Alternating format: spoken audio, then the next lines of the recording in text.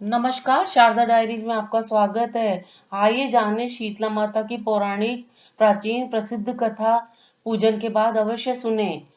यह कहानी बहुत प्राचीन है व प्रसिद्ध है। एक बार शीतला माता ने सोचा कि चलो आज देखें कि धरती पर मेरी पूजा कौन करता है, कौन मुझे मानता है। यह सोचकर माता राजस्थान के डूंगरी गांव में आई और देखा कि इस गांव में मेरा मंदिर भी नहीं है, पूजा भी नहीं हुई है। माता शीतला गलियों में घूम रही थी। तभी एक मकान के ऊपर से किसी ने चावल का उबला हुआ पानी, मांड जिसे हम कहते हैं, नीचे फेंका और वह उबलता पानी माता शीतला के ऊपर गिरा, जिससे माता शीतला के शरीर पर छाले और फफोले पड़ गए। शीतला माता के पूरे शरीर में जलन होने लगी। माता गांव में इधर उधर भाग कर चिल्लाने लगी, अरे मैं जल गई, मेरा शरीर जल रहा है, कोई मेरी मदद करो। पर उस गांव में किसी ने माता की मदद नहीं करी। वहीं घर के बाहर एक कुम्हारिन बैठी थी। इस कुम्हारिन ने देखा कि अरे ये बूढ़ी माई तो बहुत जल गई है। अतः उसने पूरे शरीर पर तपन देखी और उसे तपन सहन नहीं हो रही थी।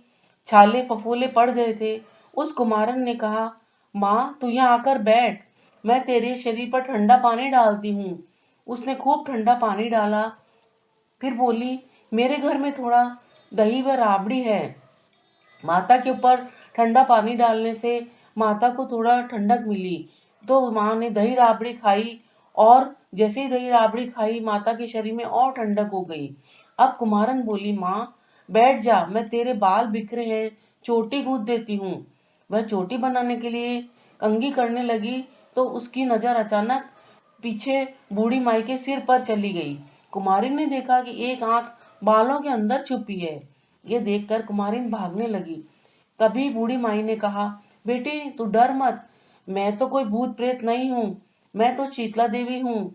मैं तो पृथ्वी पर देखने आई थी कि कौन मुझे मानता है, कौन मेरी पूजा करता है।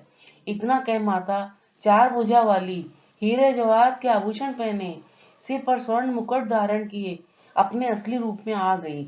माता के दर्शन कर सभी लोग बहुत कुमारिन बहुत प्रसन्न हुई और कहने सोचने लगी, अब मैं गरीब इस माता को कहाँ बिठाऊं। तब माता बोली, बेटी तू किस सोच में पड़ गई। तब कुमारिन ने हाथ जोड़कर आंखों में आंसू भरते हुए बोला, माँ मेरे घर में तो चारों तरफ दरिद्रता बिखरी हुई है, मैं आपको कहाँ बिठाऊं। तब भी मेरे घर में ना तो चौकी है, ना आसन है बैठने का। तभी माता प्रसन्न होकर उस कुमारिन के घर पर खड़े गधे पर बैठ गई। वह एक हाथ में झाड़ू, दूसरे हाथ में डलिया लेकर उस कुमारन के घर की दरिद्रता को डलिया में भरकर फेंक दिया और उस कुमारन से कहा, बेटी मैं तेरी सच्ची भक्ति से प्रसन्न हूँ, अब तू मुझसे जो चाहे वरदान मांग ले। तब कुमारन ने हाथ जोड़कर कहा, माता मेरी इच्छा है अब आप इसी गांव में स्थापित होकर यहीं रहें और जिस प्रकार आपने मेरे घर की दरिद्रता को दूर किया है, वैसे ही होली के बाद सप्तमी को भक्ति भाव से जो जो पूजा करे, आपको ठंडा जल, दही व बासी भोजन चढ़ाए, उसके घर की दरिद्रता भी दूर करना। पूजा करने महिलाओं को अखंड सुहाग देना। वह पुरुष आपकी पूजा करे, उसके व्यापार व कार्य में सदा सफलता मिले। तब माता बोली, तथास्तु बेटी, जो तूने वरदान मांगे हैं सब मैं तुझे देती हूँ। बेटी तुझे आशीर्वाद देती हूँ कि मेरी पूजा का मुख्य अधिकार इस धरती पर सिर्फ कुमार जाति को ही होगा। तभी उसी दिन से डूंगरी गांव में शीतला माता स्थापित हो गई और उस गांव का नाम हो गया शील की डूंगरी। यहाँ माता का मुख्य मंदिर है।